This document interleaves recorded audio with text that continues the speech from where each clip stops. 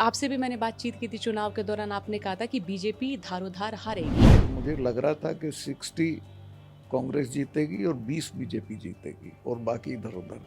कोई कह ही नहीं सकता था कि ये नतीजे होंगे। हालांकि कांग्रेस के लोग बहुत नाअहल हैं, मेहनत नहीं करते हैं, काम नहीं करते हैं, वो एक अलग चीज़ है, लेकिन ये नतीजे नहीं होने। तो मैं नाम तो नहीं लूँगा, कुछ नेता थे जो अपने को यही मान गए थे हम मुख्यमंत्री हो गए, अब कुछ करने की ज़रूरत नहीं है। और फिर बीजेपी की जीत का आप क्या कारण मानते हैं कि क्या कारण रहे बीजेपी जीती?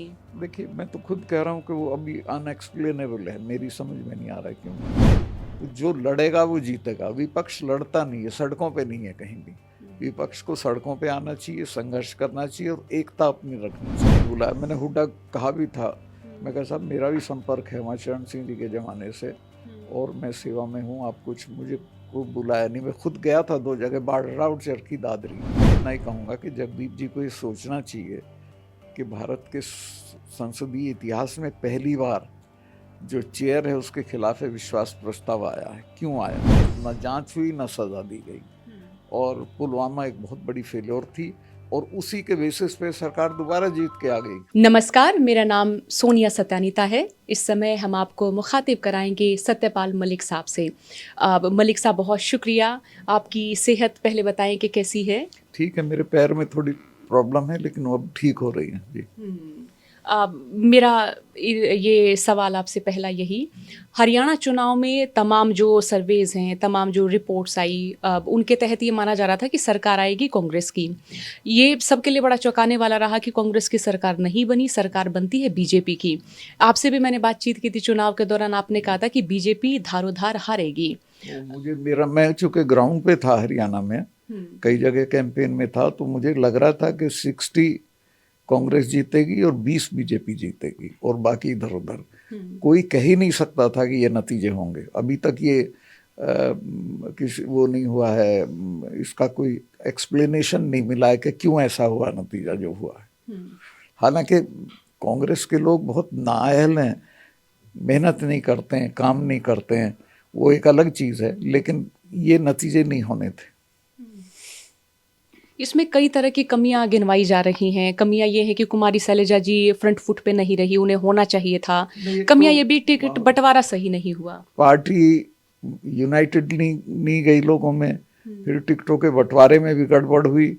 फिर मैं नाम तो नहीं लूँगा, कुछ नेता थे जो अपने को यही मान गए थे हम मुख्यमंत्री हो गए, अब कुछ करने की ज़रूरत नहीं है, तो उससे दिक्कत हुई। बीजेपी वो पार्टी है जो 24 घंटे राजनीति करती है, उसके 100 तरह के अनुषांगिक संगठन है, लेकिन कांग्रेस ही बहुत आराम तलब पार्टी है, वो काम नहीं करते ज़्यादा। और कुछ लोकसभा में जैसे 5 सीटें आई थी हरियाणा में, तो शायद ये भी प्रतीत हुआ होगा कि शायद हो सकता है कि इसी के तरीके से विधानसभा चुनाव का रिजल्ट आ सकता है। और ओवर कॉन्फिडेंस तो था ही, बहुत ज़्यादा ओवर कॉन्फिडेंस था, लेकिन फैक्ट ये है कि वहाँ ग्राउंड पे कांग्रेस को बहुत समर्थन था। मैं खुद गया, बारडरा में मीटिंग थी हमारी, 50,000 से ज़्यादा की, दादरी में 50,000 से ज़्यादा की थी, और बारडरा भी हार गए और दादरी भी। दादरी तो खैर वो लड़की मनीषा सांगवान है जो करीब 1800 वोट से ही हारी है, अच्छा चुनाव लड़ी, पर हार गए सब जगह। और फिर बीजेपी की जीत का आप क्या कारण मानते हैं कि क्या कारण रहे बीजेपी जीती? देखिए, मैं तो खुद कह रहा हूँ कि वो अभी अनएक्सप्लेनेबल है, मेरी समझ में नहीं आ रहा है क्यों जीतती है। कोई बीजेपी ने कोई चमत्कार नहीं किया, कोई बड़ी मेहनत भी नहीं की, वो तो बैठे बैठाए जीत गई। कुछ है इसमें रहस्य। कांग्रेसी ईवीएम पे सवाल उठा रहे हैं कि ईवीएम में गड़बड़ी है। तो मैं भी कह रहा हूँ, जब तक ये ईवीएम रहेगी कोई फेयर इलेक्शंस नहीं होने के। सारी दुनिया में अब, अभी जापान में थी, उन्होंने इसी साल हटा दिए, सब हटा रहे हैं, इसको तो हटा देना चाहिए और पर्ची से चुनाव होना चाहिए। फेयर चुनाव वही होगा। इसका जो चीज़ जिसमें चिप यूज होती है दैट इज मैनेजेबल। लेकिन बीजेपी का एक तर्क दिया जाता है बीजेपी नेताओं की ओर से कि कांग्रेस जो सीटें जीतती है वहां तो बोलते नहीं ईवीएम में खराबी है, लेकिन जब हार जाते हैं तो ये तर्क क्यों पेश किया जाता है? लगातार कहते हैं, वो जीत जाते हैं तो ये थोड़े ना कि ईवीएम में, भाई वो तो जिसके हाथ में ईवीएम है वो जहाँ चाहेगा जिता देगा, जहाँ चाहेगा हरा देगा। अभी हरियाणा हार गए, महाराष्ट्र चुनाव भी हार गए, तो दोनों जगह अनबिलीवेबल। महाराष्ट्र में भी इनकी जीतने की स्थिति नहीं थी बीजेपी की। इस शरद पवार जैसे आदमी की 7 सीट, और उसके जो भतीजा उसकी 40 सीट। Is it possible? तो क्या हम ये भी माने कि विपक्ष को और ज्यादा मेहनत करने की जरूरत है? देखो, विपक्ष को पॉलिटिकल एक्टिविटी मैं बताता हूँ, तो जब राजनीति में आए लोहिया, चरण सिंह जी, राजनारायण, इन लोगों के साथ 5 रुपए जेब में होते थे और सारा दिन सड़कों पे संघर्ष में रहते थे। और राजनारायण ने संघर्ष कर करके मिसेस गांधी को भी हटा दिया, इमरजेंसी लग गई, देश में तब्दीली होगी। तो जो लड़ेगा वो जीतेगा। विपक्ष लड़ता नहीं है, सड़कों पे नहीं है कहीं भी। विपक्ष को सड़कों पे आना चाहिए, संघर्ष करना चाहिए और एकता अपनी रखनी चाहिए। और हरियाणा जैसे राज्य में, जहां मैं कहूँ कि रेस्लर प्रोटेस्ट हुआ, जहां पे ये किसान आंदोलन हुआ, उसका इम्पैक्ट नजर नहीं आया चुनाव तो में। इसलिए नहीं आया ना कि जिनको इम्पैक्ट भुनाना था उन्होंने कुछ किया ही नहीं। फली नहीं फोड़ी। किसान तो बेचारा खेत छोड़ के कैंपेन करने तो नहीं जाएगा। तो इसमें कोई मशवरा आपसे लिया गया, चाहे हुड्डा साहब ने लिया हो या किसी और ने? सब अबाउट 21 है, कोई किसी से मशवरा नहीं ले रहा, सब विद्वान लोग। मेरे से किसी ने लिया ना मैं दे रहा किसी को कोई मशवरा। राहुल गांधी गए हरियाणा में और जिन सीटों पर तकरीबन वो गए वहां भी कांग्रेस हारी है तकरीबन सीटों पे। राहुल गांधी कौन सा मैजिक करेंगे बेचारे, वो तो एक उनकी अच्छी छवि है, लोग आ जाते हैं सुनने। वो तो नीचे ग्राउंड पे लोग काम करेंगे तभी जीतेंगे। तो चुनाव का जब परिणाम आया तो क्या आपकी बात हुई हरियाणा कांग्रेस के किसी नेता से? मैं टच में नहीं हूँ किसी से। और मुझे याद है कि जब मैं आपसे इंटरव्यू लेने आई थी तो आपने कहा था कि अगर मुझे कोई नेता बुलाएगा तो मैं जरूर हरियाणा चुनाव में जाऊंगा। किसी ने नहीं बुलाया। मैंने हुड्डा कहा भी था, मैं कहा साहब मेरा भी संपर्क है वहाँ चरण सिंह जी के जमाने से और मैं सेवा में हूँ, आप कुछ मुझे को बुलाया नहीं। मैं खुद गया था 2 जगह, बाडरा और चरखी दादरी, दोनों अच्छा चुनाव रहा। एक में 1800 वोट से हारे, बाडरा कितने से हारे था ना? 5000 से। हाँ, तो अगर चाहते विपक्षी तो कमाल हो सकता था। नहीं, जैसे गोहाना है, मलिक है वहाँ बहुत, वहाँ में चला जाता 100% वो सीट नहीं हारते हम। और ये धरातल पे एक इस तरह की प्रतिक्रिया भी थी कि जो सीएम फेस को लेके जो लड़ाई है कांग्रेस में वो अभी तक मची हुई है। यूनाइटेड भी जाना चाहिए था। वो क्या नाम है उनका, दलवीर सिंह जी की बेटी का, शैलजा को, हुड्डा जी को। भाई 500 पोस्ट हैं कांग्रेस में, तुम तय कर लो मैं चीफ मिनिस्टर बनूंगा, ये दिल्ली मिनिस्टर बनेंगी, या कुछ ना कुछ करके। तो समझौता करके इकट्ठा होके जाते तो अलग नतीजे होते, और आगे भी जब तक इकट्ठा नहीं होंगे कुछ नहीं बनेगा इन लोगों का।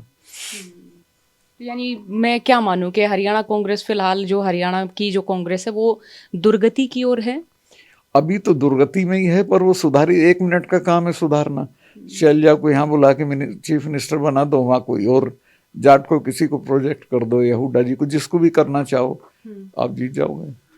ये जो घरानों की राजनीति है अब के चुनाव में, मैं कहूँ कि ताऊ देवीलाल का परिवार हो, चाहे इधर से भूपेंद्र हुड्डा का परिवार हो, तो हम ये कहें कि अब उनकी जो राजनीति वो भी बड़ी शिथिल, डगमगाती हुई नजर आई, शिथिल होती नजर आई, काफी कमजोर हुई है। पर ये रियलिटी है हिंदुस्तान की, बाप का बेटा बेटा, तो उतना तो चलेगा, लेकिन इन्हीं को नेता माने ये जरूरी नहीं है।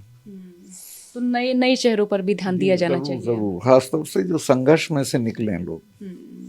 एक प्रश्न और, जगदीप धनखड़ साहब के खिलाफ विपक्ष की ओर से अविश्वास प्रस्ताव लाया जा रहा है, उस पर आपकी क्या टिप्पणी? मैं कोई टिप्पणी नहीं करना चाहता। मैं इतना ही कहूँगा कि जगदीप जी को ये सोचना चाहिए कि भारत के संसदीय इतिहास में पहली बार जो चेयर है उसके खिलाफ विश्वास प्रस्ताव आया है, क्यों आया है, और अपने को सुधारना चाहिए।